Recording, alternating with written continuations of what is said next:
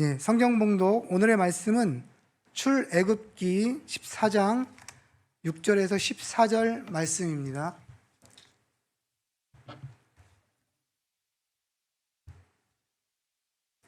출애굽기 14장 6절에서 14절 말씀입니다. 바로가 곧 그의 병거를 갖추고 그의 백성을 데리고 갈새 선발된 병거 600대와 애굽의 모든 병거를 동원하니 지휘관들이 다 거느렸더라. 여호와께서 애굽 왕 바로의 마음을 완악하게 하셨으므로 그가 이스라엘 자손의 뒤를 따르니 이스라엘 자손이 담대히 나갔음이라. 애굽 사람들과 바로의 말들, 병거들과 그 마병과 그 군대가 그들의 뒤를 따라 바알스본 맞은편 비아히롯 곁 해변 그들이 장막 친 데에 미치니라. 바로가 가까이 올 때에 이스라엘 자손이 눈을 들어 본즉 애굽 사람들이 자기들 뒤에 이른지라.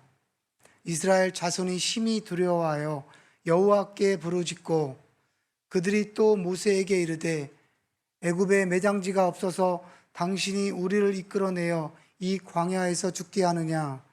어찌하여 당신이 우리를 애굽에서 이끌어내어 우리에게 이같이 하느냐? 우리가 애굽에서 당신에게 이른 말이 이것이 아니냐 이르기를 우리를 내버려 두라. 우리가 애굽 사람을 섬길 것이라 하지 아니하더냐? 애굽 사람을 섬기는 것이 광야에서 죽는 것보다 낫겠노라. 모세가 백성에게 이르되 너희는 두려워하지 말고 가만히 서서 여호와께서 오늘 너희를 위하여 행하시는 구원을 보라. 너희가 오늘 본 애굽 사람을 영원히 다시 보지 아니하리라. 여호와께서 너희를 위하여 싸우시니 너희는 가만히 있을지니라. 아멘. 할렐루야. 예, 삼복더위에 무더운 시간들이 지나갔습니다. 우리 한번 좌우에 계신 분 한번 살짝 보세요. 너무 빤하게 쳐다보면 미안할 수 있고 원할 수 있으니까 살짝 보시고요. 지난주도 그렇고 이번 주도 고은이 이쁘게 하고 왔네. 자, 그래요. 좌우에 봤으면 이렇게 서로 인사합시다. 하나님은 당신을 사랑하십니다. 내 옆에 있는 분을 보니까 뭐가 보여요? 화장한 게 보여요? 안 한 게 보여요? 아니면 옆에 눈곱 좀 띄고 오지 살짝 붙어있는 눈곱이 보여요? 뭐가 보이나요? 아이고 나이가 많이 먹었네. 주름살이 저렇게 많네. 어느 순간 흰머리가 저렇게 많이 났노. 이런 게 보여요? 아니면 천사 같은 모습이 보여요?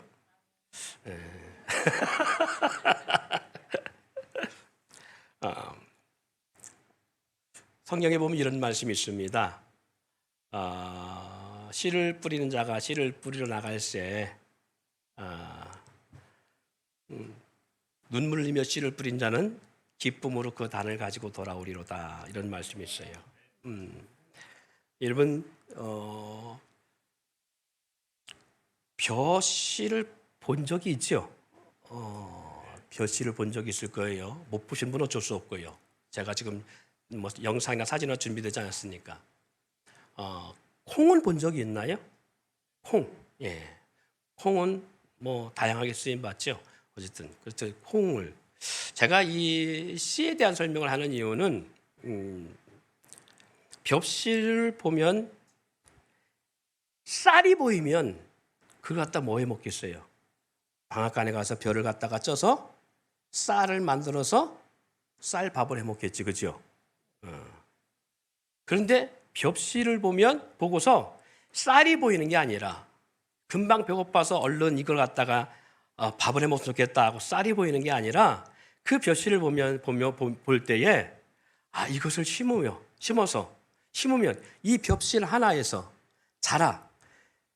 그 벼 모가지에서 60개, 100개, 200개의 많은 벼씨를 맺겠다 하면 그 벼씨를 가지고 쌀을 본 사람은 방앗간으로 달려가지만 그 벼씨를 보고 많은 양의 벼 나달이 달릴 것을 보는 사람은 그 벼씨를 가지고 어디로 가겠어요?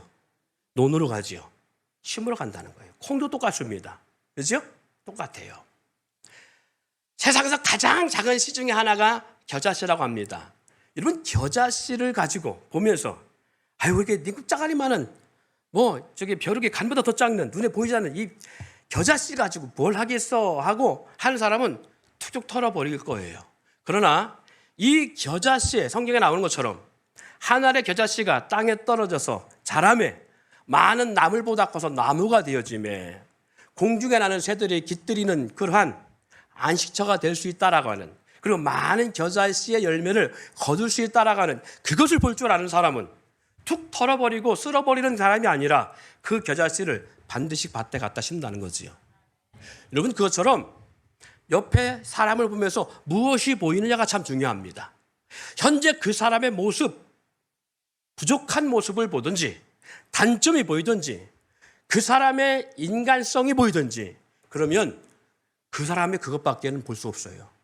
그러나 그 상대를 보면서 하나님이 그를 어떻게 사랑하는지가 보여야 돼요. 그러면 달라집니다. 여러분, 오늘 본문 말씀도 다르지 않습니다. 오늘 본문 속에는 홍해 앞바다에 이른 이스라엘 백성들과 그리고 그들을 용납하지 아니하고 죽이기 위해서 그리고 다시 끌고 가 종 삼기 위해서 600승의 병거, 아니 성경에는 이렇게 풀이됐습니다. 왕이 관리하는 600승의 병거와 전국의 모든 병거들을 다 모았으니까 아마 수천 병거가 될 거예요. 오늘날 말하면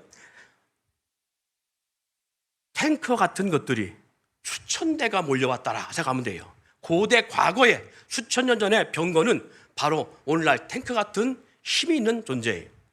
그렇기 때문에 그러한 무기를 장착한 병거 600승이 아니라 수천 대가 이스라엘 백성들을 잡아 죽이지 아니하면, 그들이 순종하면, 따라오면 죽이지 않고 에집트의 종을 삼고 노예를 다시 삼기 위해서 그들을 추격해 왔는데 바로 그들 뒤에 흠이 이르렀다는 것입니다. 지금 이렇게 말씀하고 있지요. 바로가 곧 그의 병거를 갖추고 그의 백성을 데리러 갈새. 백성을 데리러 간다. 그 말은 말 안 듣지 않으면 죽이거나, 그렇지 않으면 말 듣고 따라오면, 순순히 따라오면 다시 데리고 와서 이전처럼 종을 삼아서, 노예 삼아서 성을 건축하고 그리고 피라밋을 쌓고 그리고 에집트의 거대한 왕국을 세우는 일에 이들을 사용하겠다는 거잖아요. 데리러 갈새 선발된 병거 600대와 애굽의 모든 병거를 동원하니. 자, 그리고 뭐냐? 이 병거들을 왜 동원했어요? 9절을 보니까 이렇게 말합니다. 애굽 사람들과 바로의 말들 병거들과 그 마병과 그 군대가 그들의 뒤를 따라 바알스본 맞은편 비하이롯 곁 해변 그들이 장막 친 데에 미친지라. 엄청난 기갑부대와 그리고 병거부대와 군인이 지금 이스라엘 출애굽하여 약속의 땅 가나안으로 가기 위해서 이 홍해 바다 앞에 해변에 이른 이들을 잡기 위해서 지금 추격해 바로 뒤에 미쳤다라는 것입니다. 자, 10절에 이렇게 말하지요. 바로가 가까이 올 때에 이스라엘 자손이 눈을 들어본 적, 뭘 들어봤다고요? 눈을 들어봤다라는 거예요. 눈을 들어봤더니 애굽 사람들이 자기들의 뒤에 이른지라 이스라엘 자손이 심히 두려워하여 여호와께 부르짖고. 11절에 또 이르되, 한번 읽어봅시다. 시작. 모세에게 이르되 매장지가 없어서 당신이 우리를 이끌어내어 이 광야에서 죽게 하느냐. 어찌하여 당신이 우리를 애굽에서 이끌어내어 우리에게 이같이 하느냐. 그리고 말합니다. 우리를 내버려 두라. 우리가 애굽 사람을 섬길 것이라 하지 아니하더냐. 애굽 사람들을 섬기는 것이 광야에서 죽는 것보다 낫겠노라. 이들이 왜 이렇게 원망과 불평을 하게 되는 거예요? 뭘 봐서? 이들이 보고 있는 게 지금 뭐예요? 애굽의 군대를 보고 있다는 거지요. 자, 상하자고 살필 수 없는, 어떻게 피할 수도 없는 절박한 상황에 그들이 놓이며 앞에는 바다요, 아무 배나 뗏목도 준비되어 있지 않은 상태요, 좌우로는 산악지대요, 나갈 수 없는 가운데 오직 자기들이 지금 출애굽에 나왔던 그 산악 사이에 그 골짜기에 뒤에 지금 자기들이 걸어왔던 그 뒤에 애굽의 군대가 미쳐 있다라는 거예요. 바로 눈앞에까지 와 있다라는 거예요. 그러니까 그들이 앞으로도 좌우로도 위로도 뒤로도 물러갈 수 없는 이 절박한 상황 속에 그들의 눈에 보이는 것이 뭐냐? 그들을 추격해온 애굽의 전역에서 모여진 수천 대의 병거와 말과 마병과 군대를 보고 있다는 거예요. 앞과 그리고 좌우로 나갈 수 없는 그러한 환경과 그리고 그들 앞에 펼쳐지는 건 검푸른 홍해바다뿐이었어요. 그들이 보고 있는 게 그것입니다. 그들이 진치고 있는, 그리고 그들 진치고는 코앞에까지 이른 대적들, 곧 자기들이 진멸할 그러한 대적들이 지금 바로 후미까지 미쳤다라는 이 두려움,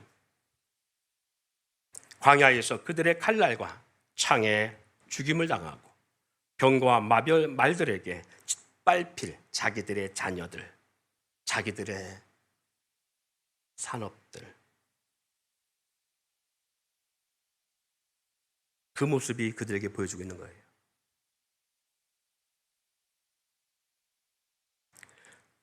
이들이 보고 있는 것이 바로 이런 두려운 현상들입니다.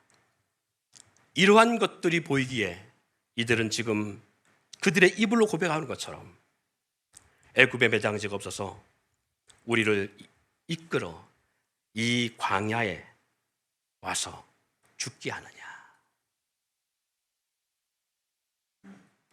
마지막 살아 숨쉬고 있을 때 할 수 있는 마지막 말이겠지요.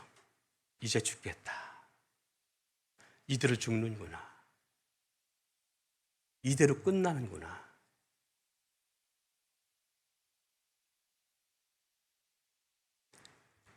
그런데 이들이 보지 못하는 것이 있답니다. 이런 절박한 상황 속에서 이들이 보지 못하는 것이 있어요. 그것이 13절, 14절에 나옵니다. 자, 본문 13절, 14절. 그들이 보지 못하는 것이 있는데 그게 뭔가? 13절, 14절 읽어봅시다. 시작.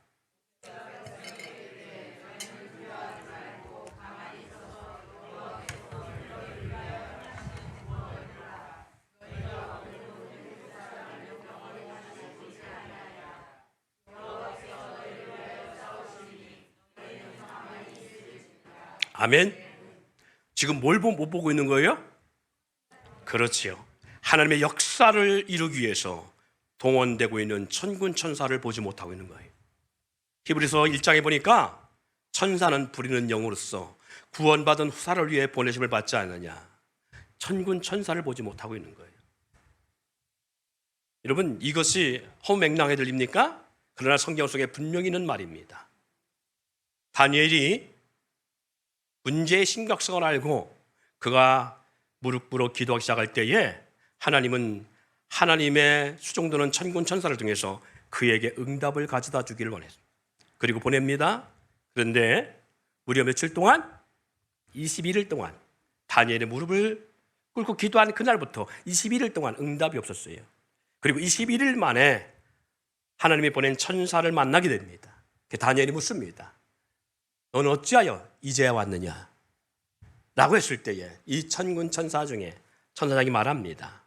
너가 무릎 꿇고 기도할 때 하나님께서 이미 응답을 주어서 내가 그 응답을 가져오자 했으나 하늘의 군대, 공중권세 잡은 마귀가 나를 막음으로 말미암아 내가 내려오지 못하고 있는 상황이 있을 때에 하나님이 천군 천사를 보내사 하늘의 영적 전쟁이 일어나 21일 만에 승리를 거두고 지금 왔노라. 이게 다니엘서에 나오는 답입니다. 그래서 다니엘 21일 기도가 있게 되어진 거예요. 사랑하는 성도 여러분, 여러분의 눈으로 천사가 보입니까?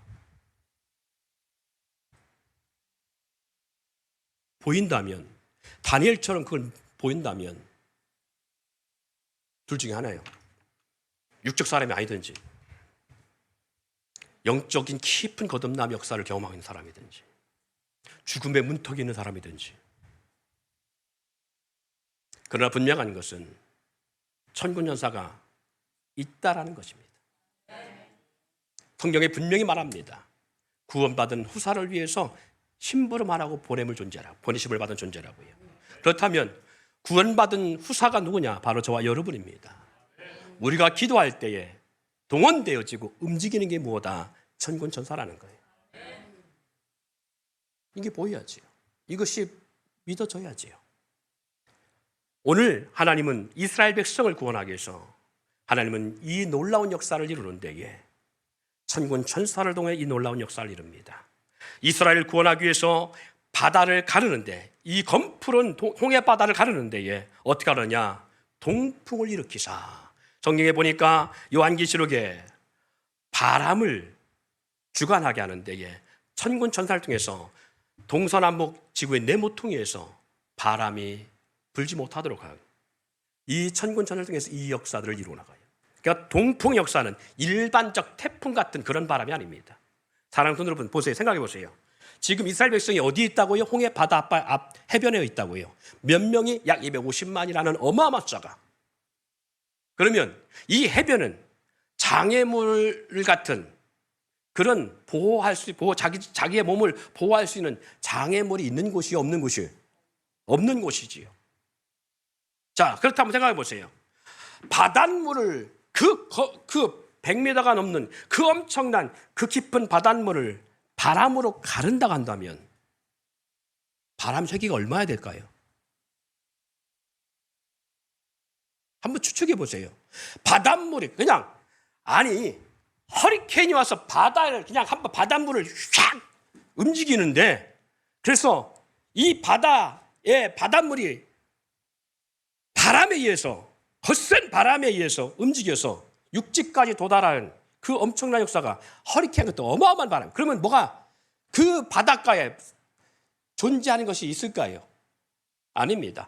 허리케인이 불어도, 그런 바람이 불어도 바다는 가르지 못하는데 모든 나무를 뿌리채 뽑아버리고요, 모든 집들은 다 날려버리고요, 사람도, 차도, 자동차 다 날려버립니다. 그렇다면 한번 생각해 보세요. 홍해 바다의 깊은 바다를 양쪽으로 쫙 갈라낼 정도의 바람이 불려면 해변가에 있는 이스라엘 백성 어떻게 되겠어요? 그렇죠. 일반적인 바람, 동풍이 분다는 일반적인 바람이라면 다 날아갑니다. 그런데 그들 머리털 상하지 않았어요. 바닷가에 있는 이스라엘 백성 한 사람도 바람에 날아가지 않았다. 그러면 이 바람 어떤 바람이라는 거예요? 일반적 바람이 아니라는 거예요. 결국은 이 동풍을 하나님이 천군 천사를 통해서 하나님의 영적인 역사로 인위적으로 갈라놨다는 거예요. 자연적 바람이 아니라는 얘기입니다. 이것이 하나님이 행하신 역사입니다.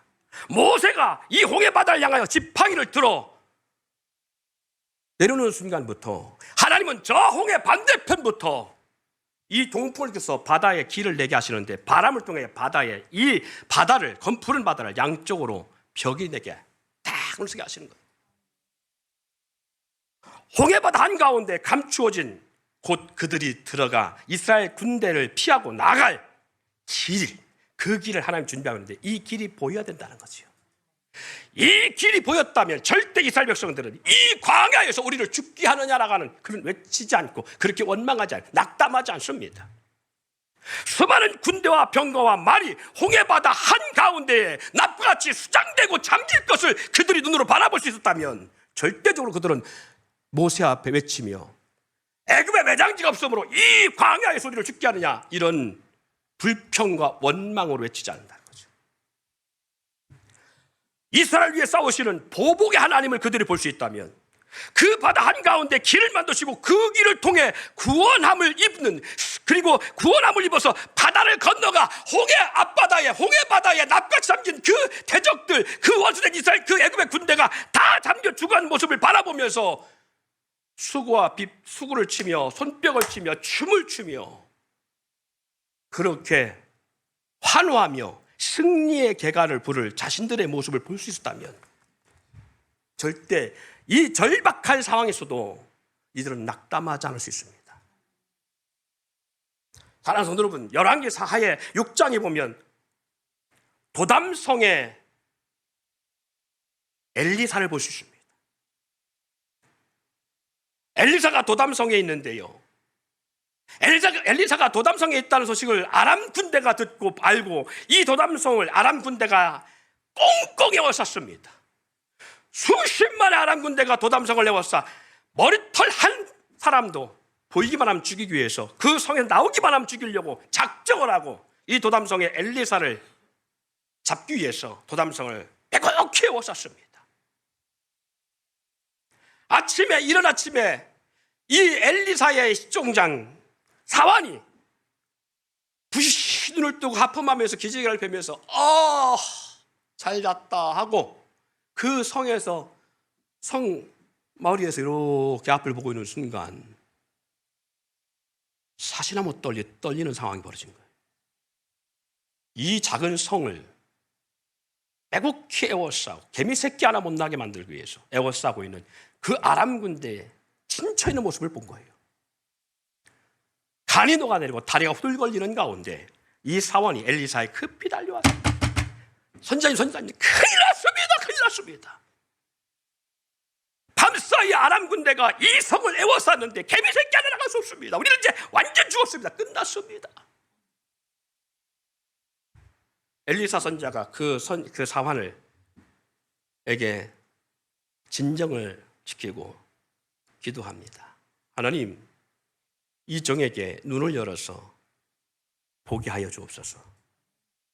그리고 이 사환을 다시 내보냅니다. 사환이 기도받고 나가서 그 성 밖에 딱 보는 순간, 성머리에 딱 보는 순간에 이전에는 볼 수 없었던 역사가 보이는데 아람 군대가 진쳤던 것만 보았던 그 눈에 뭐가 보이느냐? 그 아람 군대를 진멸하기 위해서 한 발짝이라도 움직이면 진멸하기 위해서 산 위에서 구름대처럼 진을 치고 있는 여호와의 천군천사 불말과 불병거라고 열왕기하 6장 17절에 말합니다. 불말과 불병거의 그 장엄한 역사를 보기 시작합니다.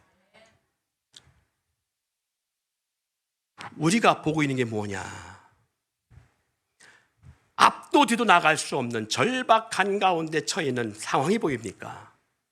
그런 가운데서도 나를 통해 일하시는 하나님 보입니까? 무엇이 보이느냐는 거예요. 우리의 인생을 바라보면 나의 인생의 앞날에 나는 오늘날 이렇게 살다 끝날 것인가? 이게 보입니까? 나를 통해 역사하실 하나님의 비전이 보입니까? 나의 눈과 귀에 보이고 들려지는 게 뭐냐? 여러분, 한 주간을 보내고 교회 와서 주일에 대해서 예배를 드릴 때 대화하다 보면 늘 우리는 눈으로 보고 귀로 들은 것만 이야기합니다. 그렇지요? 저도 마찬가지입니다. 자녀 문제. 왜 내 자녀는 다른 집 자녀 같지 않고 이 모양인가? 왜 우리 자녀는 공부를 이렇게 못하는가? 왜 내 자녀 이렇게 말 안 듣는가? 왜 내 자녀들은 항상 이렇게 속을 썩이는가? 왜 돈밖에 모르는가? 가정의 문제. 매달 돌아오는 막아야 되는 카드빚 문제. 벌써 한 달 되고 또 메꿔야 되고 또 메꿔야 되는, 막어도 한없이, 아니 다음 달은 조금 나아지려나, 조금 있으면 이번 주가 지나고 나서 이제 다음 주가 돼요. 이번 주 지나서인가요? 다음 주 지나고 나서 명절이라고 조금 일찍 주는가 봐요. 근로장려금 준다고 그러잖아요. 그런 근로장려금 받으면 조금 나아지려나, 카드비 조금 막아지려나. 제가 예언컨대 더 빚집니다. 더 빚져요. 여러분, 그처럼 매달 돌아오는 막아야 되는 물질, 그럼에도 전혀 내일이 보이지 않는 현실, 암울함, 환경은 전혀 바뀌지 않는 상황. 이게 홍해바다 앞에 이른 애굽의 군대와 무엇이 다를까요? 엘리사의 사환인 시종장 게하시가 보는 아람 군대의 모습을 보는 것과 무엇이 다를까요? 5분 앞의 일을 예측할 수 없고, 꿈을 꿀 수 없고, 소망을 가질 수 없고, 내일에 대한 기대가 없는 모습과 뭐가 다르겠어요? 우리 눈에 보이는 것이 앞에는 검푸른 홍해요, 좌우로는 깎아짓한 절벽이요, 뒤로는 홍해바다 앞에 쳐 있는 우리를 죽이기 위해서 달려온 애굽의 군대를 보고 있는 상황 속에 무엇이 보이느냐는 거예요. 내 인생 속에서 어제는 오늘과 다르지 않냐고, 내일도 오늘과 다르지 않은 현재 속에서 남편을 보나 아내를 보나 다르지 아니하고, 누구 하나 도와줄 사람 없고 누구 하나 나를 받쳐줄 사람 없는 절박한 상황 속에서, 아니 누가 나를 괴롭히지 않으면, 이런 상황이 오지 않으면 내가 잘 살아날 거 아니요. 이스라엘 백성도 다르지 않았습니다. 홍해바다 이런 그들이 왜 애굽의 매장지가 없으므로 이곳을 죽게 하느냐라고 하는 이 외침은 뒤에 애굽의 군대가 없었으면 그런 얘기 안 했을지도 몰라요. 그런데 복병이 나타난 거잖아요. 생각지도 않은 복병이 나타난 거잖아요. 이미 일주일 전에 끝난 줄 알았잖아요. 일주일 전에 10번의 하나님의 심판을 통해 끝난 줄 알았잖아요. 이제는 저들의 손에 손아귀에서 우리가 해방됐다는 생각했었잖아요. 한 달이 지나 모든 걸 갚고 다음 달엔 좀 나아지겠지. 전혀 그렇지 않잖아요. 생각지 않은 복병 같은 일들이 나타나잖아요. 이제 좀 한 달 벌어서 갚았으니까 조금 더 덜 갚을 수 있는 상황이 돼야 되는데 아니잖아요. 더 많은 복병이 나타나잖아요.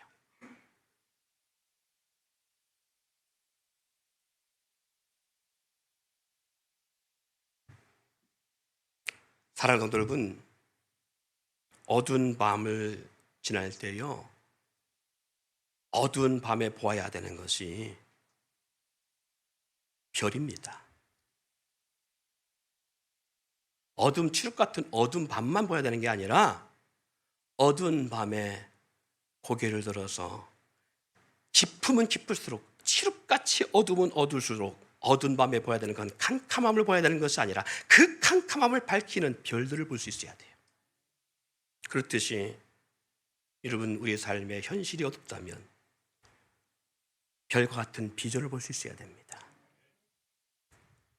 히브리서 11장 1절이 저렇게 말씀합니다. 믿음은 바라는 것들이 실상이요 보이지 않는 것들의 증거니 선지들이 이로써 증거하였느니라.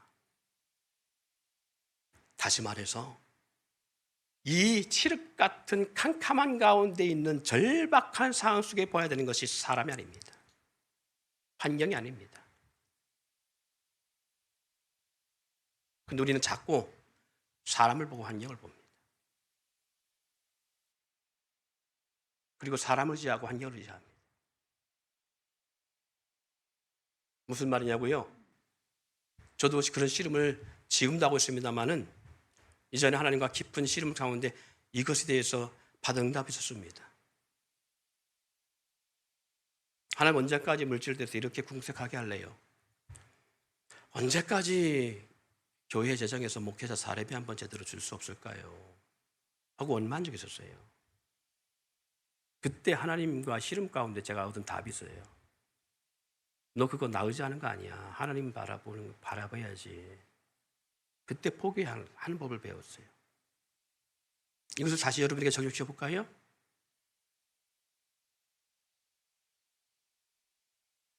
물질의 주인이 누굽니까? 좀 더 원색적으로 제가 질문 던져볼까요? 만물을 창조하신 창조자가 누굽니까? 아무것도 없는 가운데 있게 하도록 무에서 유를 창조하신 분이 누구예요? 재물 얻을 능을 주시는 분이 누굽니까? 자, 그러면 우리 집이 형편이 어려워요. 물질이 안 돌아가고 있어요. 물질이 안 돌아가는 이유가 남편이 돈을 못 벌어와요. 남편이 가장으로서 물질을 못 벌어와요. 그래서 어려워요. 가정에 물질 때문에 없어서 가난해졌어요. 그래서 아내로서 그런 남편이 원망스럽고 마음이 불편해요. 남편이 좀 돈을 벌어왔으면 좋겠어요.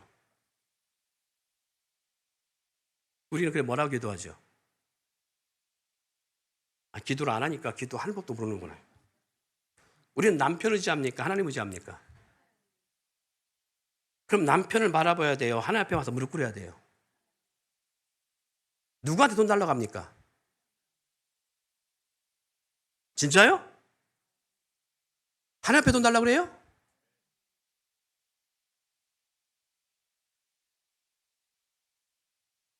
우리는 근데 하나님 앞에 돈 달라고 하지 않습니다.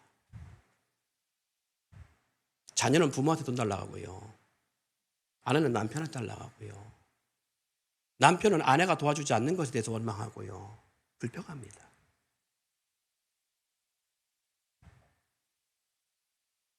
재물을 능을 주시는 분이 누구라고요? 하나님이라고요. 그리고 우리는 하나님을 의지한다고 합니다. 하나님을 믿는다고 말합니다. 하나님을 예배한다고 합니다. 창조자 하나님, 그 하나님을 우리가 믿는다는 거예요. 자녀는 부모를 원망합니다. 왜 내 인생에, 내 환경에, 내 상황에 삶을 이렇게 만드십니까? 좀 나를 낳았으면 제대로 해줘야 될 거 아닙니까? 해준 게 뭡니까? 자녀는 부모를 원망합니다. 성경에 자녀는 부모에 소속된 게 아니에요.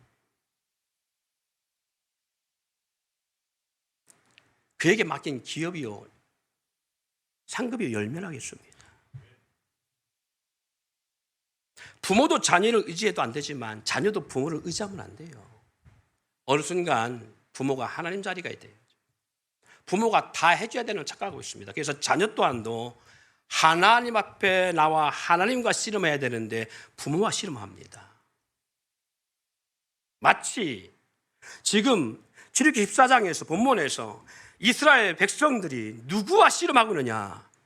하나님의 역사를 보고 있었음에도 불구하고 10가지 하나님의 이 애굽의 신들을 심판하시는 하나님을 겸했음에도 불구하고 절박한 상황에 놓이니까 하나님 우리를 구원해 주세요. 애굽에서 우리를 인도했듯이 이 홍해 바다 앞에서도 우리를 구원해 주시기를 원합니다. 하나님과 씨름해야 되는데 모세야 어찌하여 애굽에서 매장지 없으로 이곳에 와서 우리를 죽게 하느냐?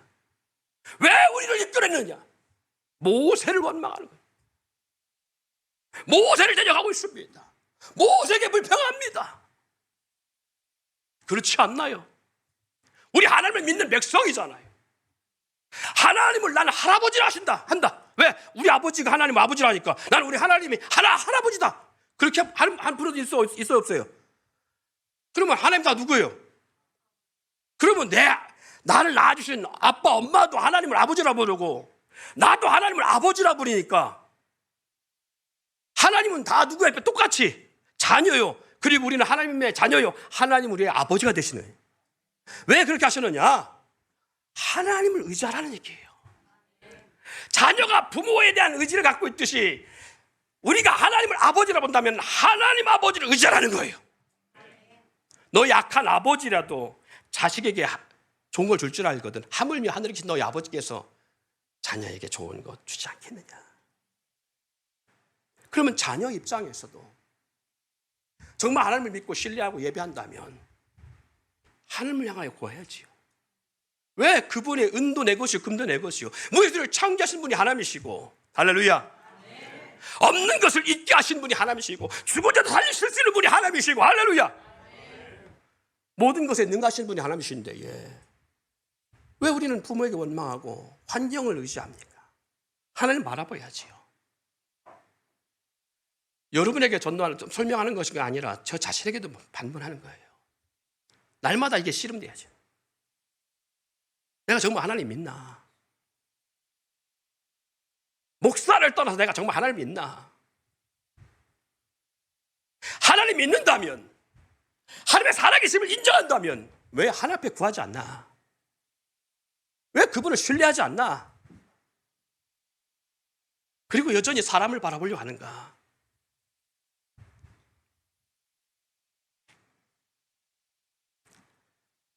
환경을 바라보고 거기에 우리가 낙심하고 좌절하고 매는 것이 아니라 그 환경 속에 역사하시고 운행하시는 하나님을 볼 수 있어야 됩니다. 나를 사랑하셔서 나를 위해서 아들도 내어주신 하나님, 그 하나님의 은혜가 보여져야 돼요. 나와 함께 하신 하나님, 나와 동의하신 하나님, 사랑하는 자여 일어나 함께 가자라는 우리 주제처럼 나와 동의하신 하나님 볼 수 있어야 돼요. 나의 이 절망 속에 고통하고 있는 나, 뜬 눈으로 밤을 지새며 그리고 지샐 때마다 깊은 한숨을 토해놓고 있는 나의 모습을 보시며 살피신 하나님, 원망과 불평으로 방하며 소중한 인생, 그 소중한 나의 인생을 허비하듯이 그렇게 살아가고 있는 나의 모습을 공허함과 방황, 험함으로 힘을 잃고 내일을 기대하지 않고 살아가고 있는 나를 보시며 낙심 가운데 기쁨을 잃어버리고 삶의 의미를 찾지 못하고 살아가고 있는 나를 사랑하는 아들아, 네가 지금 뭘 보고 있어? 나 정말 못 믿어? 나는 만물을 창조한 하나님이야. 그리고 너를 위해서 내 아들도 아끼지 않냐고 내어준 너를 사랑하는 너의 아버지 하나님이야.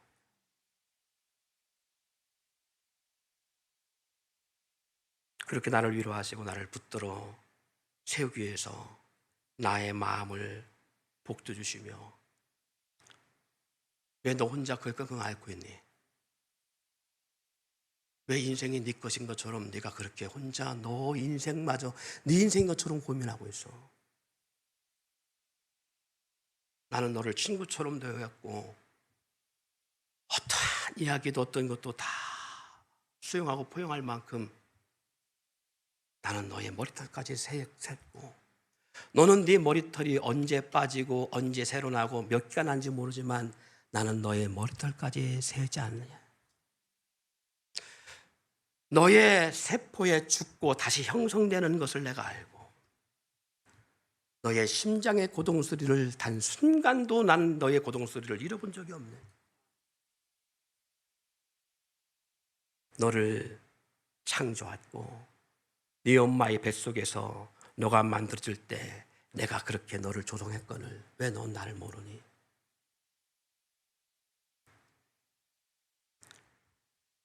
그렇게 다가오시는 주님의 모습, 그렇게 위로하시는 주님의 음성, 그렇게 나를 사랑하시는 주님을 볼 수 있어야 돼요. 나를 멋지게 들여드시며 나의 먼 미래의 나로 주님의 손을 멋지게 번쩍 들어가며 무능한 나를 통해 행하신 분이 주님이십니다. 나는 내 인생은 다 인생마저도 내가 어떻게 할 수 없는 그런 연약하고 부족한 인생인데 하나님이 하셨습니다. 이 하나님의 영광을 위한 역사를 이룰 날을 기대하며 하나님은 오늘도 그렇게 나와 함께 하시고 있다는 것.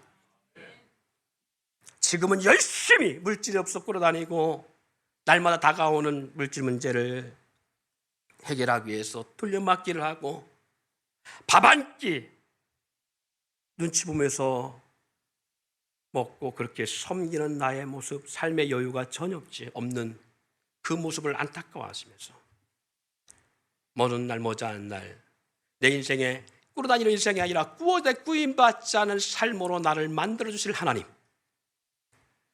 마음껏 하나님이 부어주시는 환경의 역사의 축복을 통해서 섬기고 오히려 섬길 수 있음을 통하여 감사할 줄 알고 나처럼 삶의 방황과 갈등과 좌절 속에 있는 이런 인생을 들어쓰셔서 하나님이 나를 어느 순간 많은 사람들 앞에서 간증의 주역으로 삼을 그때에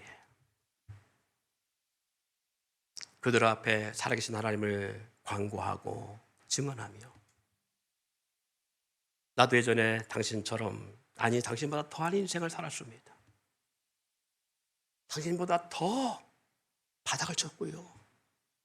더 많은 삶을 방황했습니다. 그런데도 불구하고 하나님 나를 버리시지 않냐고 이렇게 하셨습니다. 하나님이 나를 들어쓰셔서 지금은 이 간증의 주인공이 되었고요. 있음을 통해 갑질하는 것이 아니라 이 있음을 통해 선한 것을 쓸 수 있는 삶의 역사를 만들어 오신 분이 하나님이십니다. 당신도 그 하나님을 앞에 붙잡힌 되기를 원하고 그 하나님을 만나기를 원합니다. 이 날을 기대하시며 역사하실 오늘도 나와 함께 하신 그 하나님 볼 수 있어야 돼요.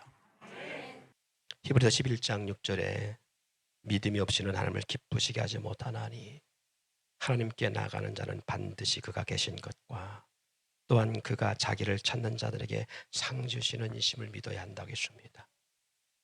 사랑하는 성도 여러분, 우리가 우리의 눈을 열어보는 것은 현실을 눈앞에 있는 어두운 현실을 보여야 되는 게 아니라 홍해 바다를 가르실 하나님, 그 검푸른 바다 밑에 길을 예비해 두신 하나님, 그리고 그 길 가운데서 그들을 인도하시고 그들의 모든 대적을 바다에 수장하실 그 하나님의 계획과 역사를 볼 수 있어야 하듯이 믿음의 사람들의 삶이 그렇습니다. 그래서 히브리 11장은 믿음의 장이라고 말하는데, 노아는 그 하나님의 역사를 바라보고 비가 오지 않은 시대 속에 안개로 땅을 적시고 비를 평생 한 번도 보지 못했던 세대, 하늘에 물궁창을 두시고 그리고 그 가운데 지구에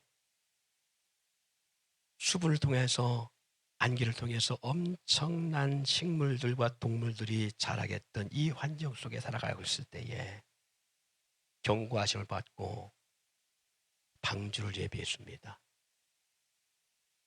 현실을 바라보는 방주를 예비할 수 없어요. 왜? 경험해보지 않았으니까. 아브라함은요, 갈 바를 알지 못하고 약속의 땅에 이르렀을 때에 뭘 봤느냐? 하나님이 지으실 터가 있는 성을 바라봤다 하겠습니다. 그리고 이삭을 바치라 할 때에 아브라함은 내 아들 각을 떠서 목을 자르고 손과 발을 자르고 배를 갈라서 내장을 끄집어서 번제로 불태워 드리면 재만 남을 텐데 하나님은 왜 이렇게 험한 일을 시킬까? 하나님은 주실 때는 언제고 뺏어갈 때는 언젠가? 너무 잔인하지 않는가? 이것을 본 것이 아니라 하나님이 그걸 요구할 때에 아브라함이 본 것이 뭐냐? 죽은 자 가운데서 다시 살리실 것을 믿었다 했습니다. 요셉은 애굽에서 그렇게 권 있는 삶을 살고 총리로 있을 때에, 그리고 그가 애굽에서의 생을 마감할 때에 하나님의 언약의 말씀을 보고 살아있는 남은 자손들에게 이렇게 명합니다. 언젠가 약속의 땅으로 하나님 우리를 불러낼 텐데 너희가 나갈 때 반드시 내 해골을 들고 가야라. 내 해골을 반드시 챙겨서 가라.